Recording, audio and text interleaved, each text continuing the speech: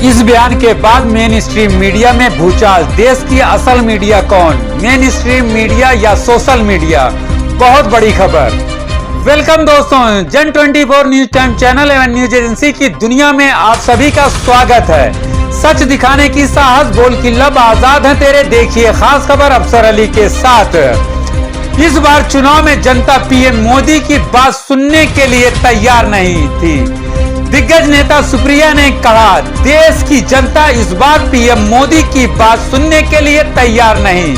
क्या ये बात दुरुस्त है? कमेंट सेक्शन में जाकर अपनी राय जरूर दें। अगर आप भी देखते हैं सोशल मीडिया या सोशल मीडिया पर काम करते हैं तो आपके लिए ये बड़ी खबर है। सोशल मीडिया देखने वालों के लिए भी बड़ी खबर, कहीं ये आपको भी प्रभावित करती है। सुप्रिया का सोशल मीडिया को लेकर बड़ा तहलका। लोग क्यों देख रहे हैं सोशल मीडिया? क्या वजह थी? सुप्रिया ने सोशल मीडिया पर दिया बड़ा बयान। सुप्रिया ने प्रधानमंत्री नरेंद्र मोदी पर तंज करते हुए कहा, पापा मीम्स नहीं रुकवा पाए।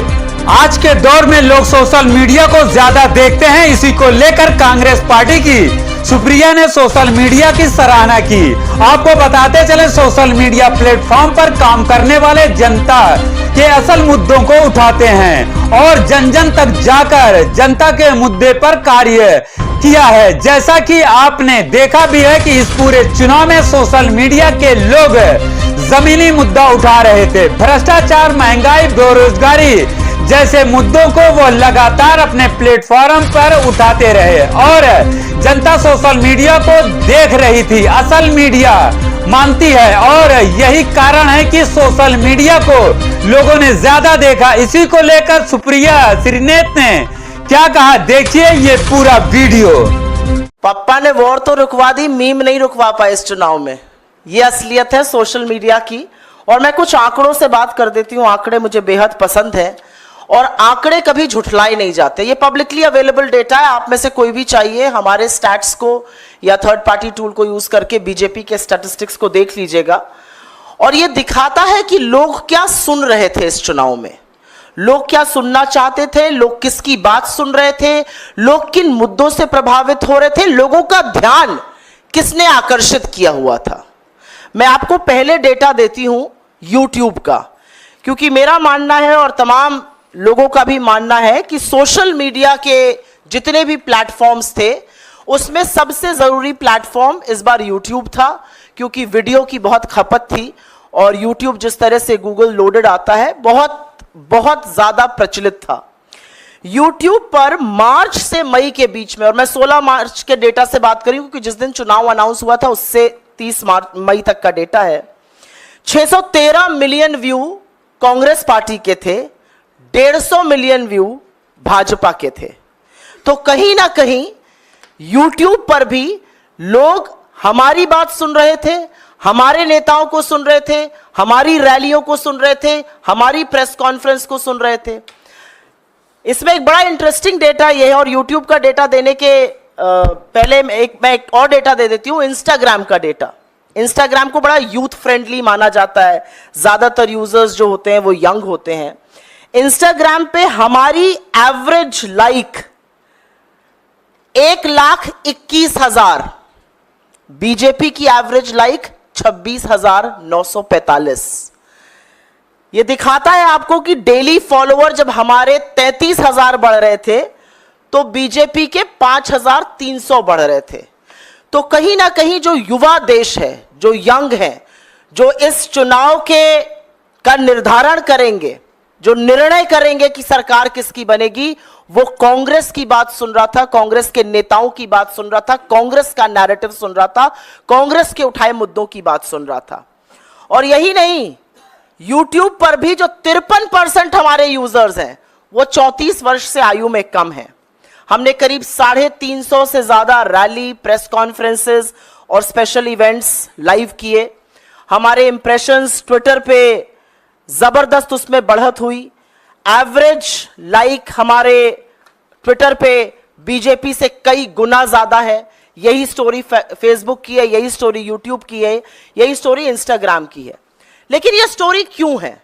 और मुझे लगता है जयराम जी ने और पवन जी ने इसका एक आपको लेखा जोखा दे दिया है। सोशल मीडिया कोई दूसरे प्लैनेट पर चलने वाला जीव जंतु नहीं है।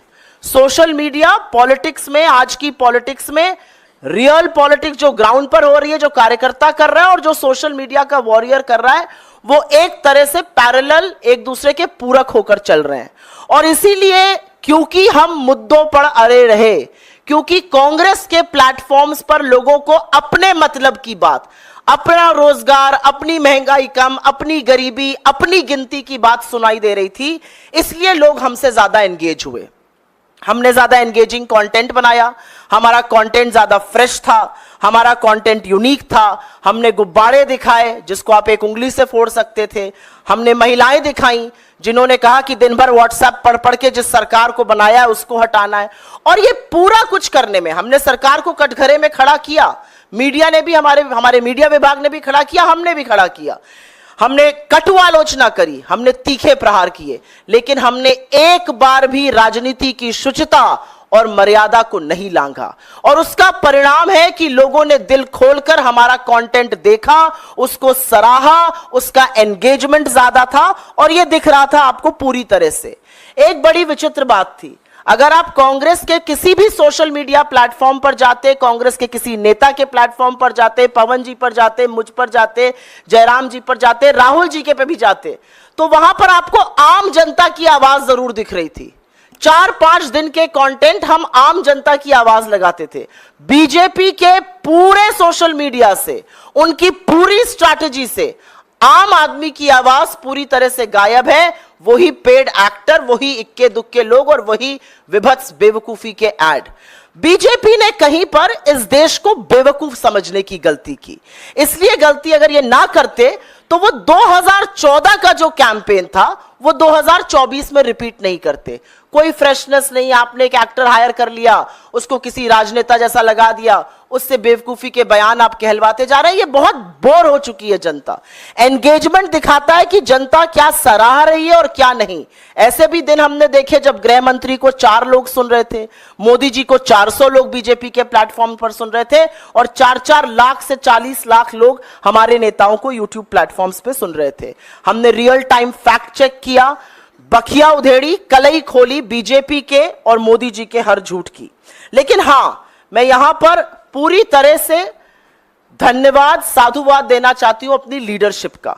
हमारे अध्यक्ष राहुल जी, प्रियंका जी, सब लोग, जयराम जी, हम लोग मुद्दों पर डटे रहे। हम बिल्कुल भी डिस्ट्रैक्ट नहीं हुए। हमारा मुद्दा महंगाई था, बेरोजगारी था, आर्थिक असमानता था, महिला सुरक्षा था, बदहाल किसान था, मजदूर जो मजबूर है वो था, और हमारा इशू था हाशिए पर जो लोग हैं वो मुख्य धारा में आए। क्योंकि हमने वो बात करी, लोगों ने हमारी बात सुनी। असलियत यह है कि मोदी जी मंगलसूत्र और मुजरे की बात कर रहे थे, राहुल गांधी अग्निवीर और किसान की बात कर रहे थे। मोदी जी अपने परमात्मा होने का प्रूफ दे रहे थे दुनिया को। राहुल जी पूछ रहे थे कि पोर्श से अगर एक लड़के से एक्सीडेंट हो जाता है, उसको 300 शब्दों का निबंध लग के छोड़ दिया जाता है। कोई ड्राइवर से होता है तो उसको 10 साल के लिए जेल में क्यों डाल दिया जाता है। तो लोगों को समझ में आ रहा था कि कौन मुद्दे की बात कर रहा है, कौन लेखा जोखा दे रहा है, किसके पास भविष्य का एक खाका, भविष्य की एक रणनीति है। और उसी के चलते ये कैंपेन सक्सेसफुल थी। तमाम जगहों से सराहना आई, लेकिन सबसे ज्यादा सराहना जब आप फील्ड पर जाते हैं, जब लोग आपसे मिलते हैं और लोग आपका कंटेंट आपको कोट करते हैं, वो सबसे बड़ी सराहना होती है। मेरा अपना मानना है कि पूरी टीम ने मिलकर काम किया। Social media department, media department, हमारा वॉर रूम, राहुल जी की जो कम्युनिकेशन टीम है, हम सब ने मिलकर काम किया और एक अच्छा नैरेटिव तय किया। और असलियत यह है कि 2024 के चुनाव का नैरेटिव कांग्रेस पार्टी ने, कांग्रेस की लीडरशिप ने तय किया और मजबूर किया मोदी जी को। और उसी से घबराकर, उसी से बौखलाकर वो उल जलूल बात करने लगे। लेकिन ये देश जो बेरोजगारी से, महंगाई से, आर्थिक असमानता से जूझ रहा है, ये बिल्कुल मूड में नहीं था आपकी बात सुनने के लिए। इसके पास आपके जुमलों के लिए वक्त नहीं है। इस देश ने बड़े तरीके से वोट डालकर अपना मत दे दिया है। मैं आज ही उत्तर प्रदेश से लौटी हूं और पुनः वापस जा रही हूं अपना वोट डालने, और दावे के साथ कह सकती हूं, चौंकाने वाले प्रमाण आपको जिसको तथाकथित बीजेपी का गढ़ कहा जाता है वहां से आने वाले हैं, और इसलिए आ रहे हैं क्योंकि लोगों को एक उम्मीद, लोगों को एक भरोसा, लोगों को एक आशा हो चुकी है हमारा प्रचार प्रसार, हमारा कैंपेन, हमारी लीडरशिप की बात सुनकर कि एक नेता सामने ऐसा है जो आंख में आंख डालकर आपसे सच बात कर रहा है, जिसको स्क्रिप्टेड इंटरव्यूज की, जिसको धनबल की, जिसको एजेंसी की, जिसको 80-80 इंटरव्यू की जरूरत नहीं है। वो सीधे आपसे बात कर रहा है। उसने एक भी इंटरव्यू नहीं किया, 80 इंटरव्यू साहब ने किए, एक भी नैरेटिव नहीं बना पाए। नैरेटिव बनाना तो दूर, अपनी मिट्टी पलीद खूब की, अपने आप को अजीबोगरीब बातें कहकर, गरीब हो जाए सब क्या कहकर, परमात्मा का स्वरूप बनाकर, मुजरे की बात करके, लोगों के सवालों को कचड़ा कहकर। मेरा अपना मानना है कि जनता ने मन बना लिया है और एक पूरी टीम की तरह हम जो हासिल कर पाए प्रचार प्रसार के माध्यम से बहुत अच्छा था, और मुझे पूरी आशा और विश्वास है कि 4 जून को यह परिणाम में तब्दील होता हुआ जरूर दिखेगा।